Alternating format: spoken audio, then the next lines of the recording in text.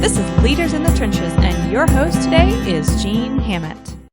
Hi, I'm Gene Hammett. I'm the host of Leaders in the Trenches. My question for you today is, what is the difference between managers and leaders? Well, if you want to be someone who activates the leadership inside of your business, then you want to make sure that you're cultivating more leaders than managers. And I'm not saying managers don't have their place and they don't provide value to the organization. They do, but they only operate within the combined boundaries. I was talking with the author of Find Your Way, Carly Fiorina. Carly is really good at explaining why you want to be leaders. You want to have leaders inside your organization. And she is the first Fortune 50 CEO that was a woman. And this was in 1998-99 for Hewlett Packard. And she was an amazing leader at the time. And I really love the insight she has around leadership and about activating others to grow and reach their fullest potential. So make sure you check out the full interview here with Carly. Hi, Carly. How are you? I'm great. How are you doing? I am fantastic. I remember getting this email in my inbox and I'm like, wow, I know that name for sure. And I kept reading and I'm really excited to have you on this. You were the first woman CEO of a Fortune 50 company. Is that right? That is true. that was a while ago. Although we haven't made as much progress as you might think. But that was 98, 99. I can believe that. I've got an article coming out shortly about what men can learn from women in leadership. So maybe we'll chat about that a little bit today.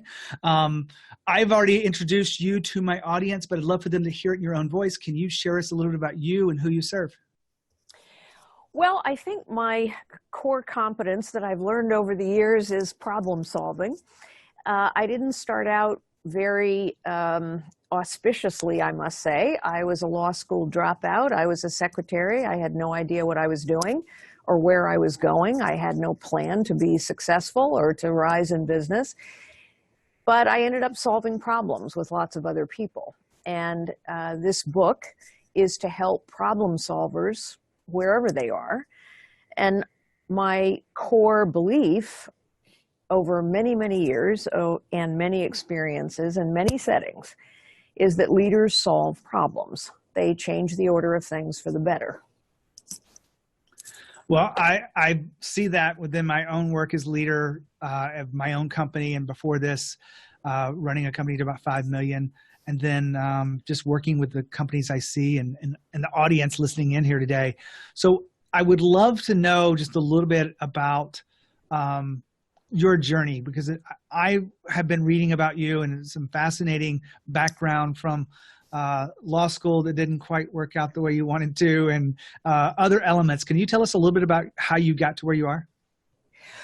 Well, I graduated from college with a degree in history and philosophy, which wasn't exactly, putting me on the fast track. And so, like many liberal arts majors, perhaps, I went off to law school. That's what my dad wanted me to do. I was kind of a parent-pleasing child. I was shy. I was scared of most things, but I was the goody two-shoes middle child, and I trundled off to law school and discovered quickly that I hated it, absolutely hated it.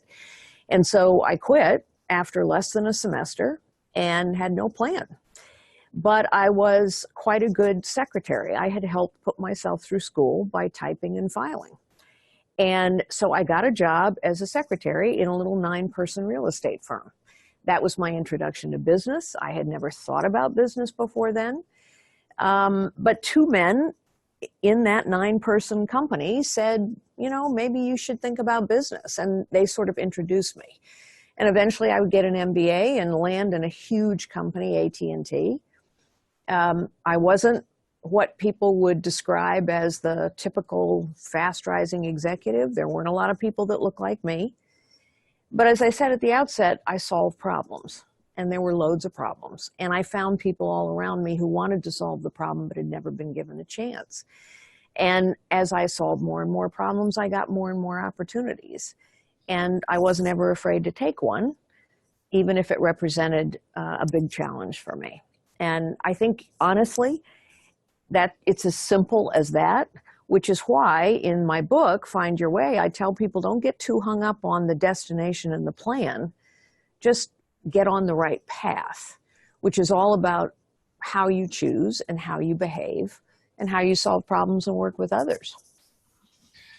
I've been reading through the book, and I really do like certain elements of it. So I've got some questions around this because I think we're in alignment.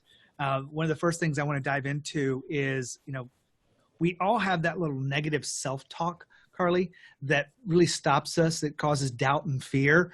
Are you seeing that at all levels of companies, at the top levels? Is it get easier as you're the CEO of some multinational company? No, I actually don't think it gets easier. I think fear and self-doubt are human. And in some ways, as the stakes get higher, the opportunity for fear and self-doubt gets greater. It is why I think courage is the first and most essential element of leadership. Because without courage, the courage to take risks, the courage to make a decision, the courage to withstand criticism, without the courage to do those things and the ability to say, okay, I thought this through, I can, in fact, work with others and succeed, I think a lot of people get stuck and they become managers, not leaders. And managers kind of manage the status quo. Leaders change the order of things for the better. I love that you say that. I write for Inc. magazine. I guess you probably know that. And my number 2 article last year was managers are a dying breed, and what we need instead are leaders. Well, I totally agree with that. I think actually we have a lot of managers. I don't think they're a dying breed, although maybe they should be. But I think managers aren't bad people. In fact, in many cases, they're very necessary. But managers do the best they can within existing constraints and conditions. Excellent managers produce excellent results within existing constraints and conditions. But leaders change constraints and conditions. They don't accept the way things are. The truth is that fear of being criticized keeps a lot of people from leading and causes a lot of people to just stick where they are and manage within the status quo. And I also see that if a leader has that fear and they strike fear in others, then the best ideas for that need to move the business forward don't come forth. That's right. And I would actually argue that someone who uses fear as a motivator is not a leader. They may be a manager, but they're not a leader. And by the way, I think a big part of this book and a big part of what I do with the clients we serve, whether they're in nonprofits or for-profits, is to get people to think about redefining the word leadership. We tend to think about leaders as people with position and title. If someone has a big title, we call them a leader. Well, as you well know, someone can have a big title and a big office to go with it, and they're not leading. And if they're using fear, then in particular, to your point, they're killing good ideas and the opportunity for innovation. They're killing the opportunity to change the order of things for the better, and they're kind of magnifying the status quo. Carly, when I was reading the book and I looked at some of the big idea you had behind this, and I'm going to read this because it's a very short sentence, but I want to make sure I get it right. You are not yet all you can be. Now, when I read that, I thought about, as a leader, I know I'm evolving, but I know that my job is to help my employees evolve too. Why was that the core of this book? The core of the book is that each of us have far more potential than we realize.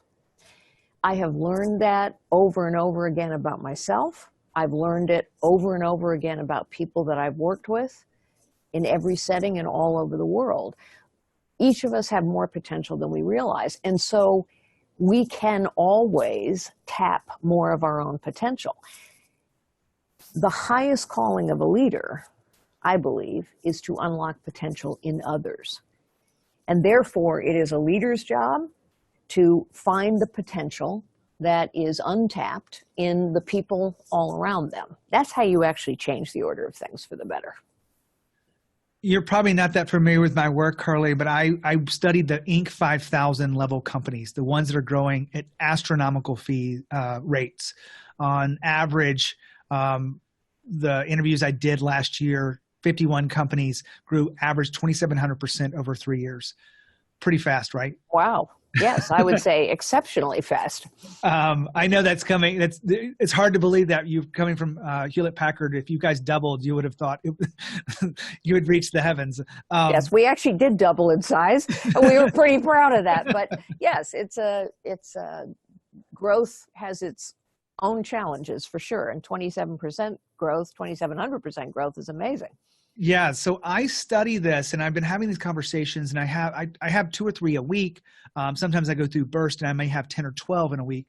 But one big idea came out of this, and this is going to be my next book, is the reason why they're growing so fast is because the leaders are able to inspire a feeling of ownership amongst their people.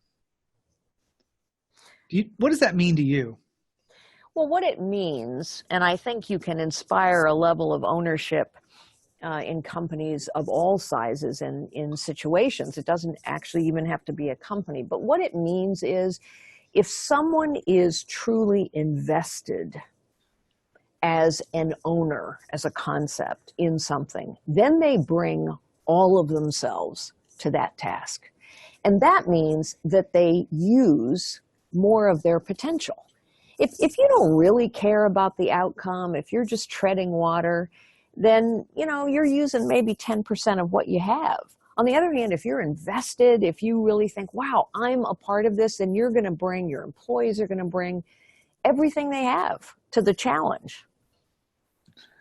You do a lot of leadership workshops, and I would love to know 1 or 2 key things that you share that everyone just kind of, oh my gosh, I had no idea that was the way we lead. Does something come to mind when I ask you that question? Well, 3 or 4 things come to mind, but let me just pick one because it's so fundamental. I tell a story of being 15 years old in Ghana, West Africa, and riding along a road and seeing these huge mounds of dirt on the side of the road. And I asked my Ghanaian friend, what are they? And he said, oh, those are termite hills. And the reason they get to be so huge is because termites spend their whole lives going on the same path day after day, moving their dirt, moving their dirt, moving their dirt. And then he looked at me and he said, people are a lot like termites. And I thought a lot about that, but the truth is each of us can get in our ruts, moving our dirt. We got a lot of work to do. There's a lot going on in our day. There's a lot of activity. There's a lot of emails. There's a lot of tweets we got to respond to. We all can get on a path and start moving our dirt. And so the first thing that I ask people to do is stop, look, listen, pick your head up and look around. People talk about leaders having vision, forward vision. Leaders also need to have peripheral vision. They need to stop, look, and listen and see the situation around them and particularly the people around them. I want to dive into the book here because a lot of this stuff is just, I think, excellent. And I want to give you a chance to share some of the things you've really organized this because I know I wrote a book last year and I really love the process of writing the book. Not that it's easy, but it allowed me to really organize my thoughts into a much more sequential way. What did you realize about yourself when you were writing this book? First, I agree with you. This is my 3rd book, actually, and I like the process of writing books a lot. I think the process for me of writing this book was slightly different because I was trying very hard to distill everything that I've learned about collaborating effectively with others, everything I've learned about problem solving, everything I've learned about leadership into a book that is simple to understand, accessible to anyone, whether they're in a business, whether they have an MBA, they could be a nonprofit leader. And so I learned that it's actually harder to make something simple than it is to keep it complex. Oh, that's so true. I love the quote with, I'm drawing a blank on the name now, famous writer. This is irritating when I can't say this. Well, that's okay. Who was it who said, if you give me enough time, I can do it in 2 pages, but otherwise it takes 20 pages, something to that effect. I mean, it's just easier to be complicated. And the quote is very much similar to that. It's basically, I would have written you a short letter, so I didn't have time. Yes, so Mark Twain. Mark Twain. Yeah. So I'm glad you jogged my memory there, because writing something very succinct and simple and powerful is hard. It is. When you went through this book, there's one element in here that I want to pull out again. Leaders really learn to recognize their own power, but they're also able to multiply that power for others. So how do we recognize our own power, Carly? Well, I do think part of that is to recognize the things that are holding you back. So the fear. A lot of times people will say to me, well, I'm not afraid of anything. And I'll say, yes, you are. You're afraid maybe of making a mistake. You're afraid of looking foolish. You're afraid of being criticized. Fear of being criticized is huge these days because it's so easy to criticize others on social media, on whatever. So I think part of learning to recognize our own power is to face what we're afraid of. Because until we face what we're afraid of, we can't really tap into all of our gifts. But recognizing our own power is only half the process. The other half of the process is to recognize others' power. Because the only way you can multiply your power is to tap into the potential and the gifts and the power of others and collaborate with them. That's how you accomplish more, because doing something by yourself is never as worthwhile as doing something with a lot of others. I love this. I mean, I was excited about having this interview, and I'm smiling over your ear to ear because it really is. I think we think a lot alike in this. You've been through some tough times in your personal life, overcoming breast cancer, overcoming losing your daughter. And I am curious around what's the toughest decision you had to make as a female leader of a huge company like Hewlett Packard? Well, in some ways, the toughest decision I ever made was that one to drop out of law school. I know that sounds so funny, but the reason that was a very hard decision all those many years ago is because I had to disappoint my parents profoundly, and I had never done that before. The hardest decision I had to make as a CEO was honestly when the board and I got, if people assume it was the merger, the decision to acquire Compaq, but it wasn't. It was actually the decision not to vote as a board member, as the chairman of the board, when I was engaged in a very important dispute with a couple board members who were leaking confidential information out of the boardroom. And I made a decision that if I voted, the board would never come face to face with what they needed to deal with. It wasn't a board that I had brought together. It was a board that had brought me into the company 6 years previously. And so I made a decision that the board was going to have to work this through. That was a very tough decision because the consequence of that decision was that I left the company. And yet, I thought it was not in the company's interest to tie everyone up into a dispute that would last for months and months. I thought the board needed to come to a decision, come to it quickly, and move on. But that was a tough one because it had a lot of consequences for me personally. Well, I can imagine that being difficult, and I've never had to make anything close to that level of decision. So I'm glad you shared that with us. You know, we haven't talked much about this at all, but you had a run for the presidency. I'm sure that taught you a lot. You pulled out after the the first primary. Is that right? Yes, I withdrew after the New Hampshire primary because it was pretty clear I didn't have a path at that point. What is it you learned through that process that you could share with us today? The first thing I learned is something that George Washington told us in 1789. George Washington, in his farewell address to the nation, said the trouble with political parties is they will come to care only about winning. And that's what I learned. The process, which is dictated by the political parties don't have a lot of interest in primaries. They want to win. And I learned a lot about that. And I would say, honestly, I think the political process doesn't serve citizens well. That's a long conversation, which we don't have time for today. But I would just say, I talk to citizens all across this nation, and I say, pay attention to the power of political parties combined with the power of the media to dictate the conversation to us and to really constrain the number of options that we have for civil discourse in this country. Well, I'll reserve my thoughts on the political nightmare that we're dealing with right now. I guess I just got to share a little bit of my thoughts, but well, I think everyone agrees this is not a time when we're solving problems. By the way, we're not solving any problems. I really would have cast a vote for you instead of what we have now. You're nice to say. Thank you.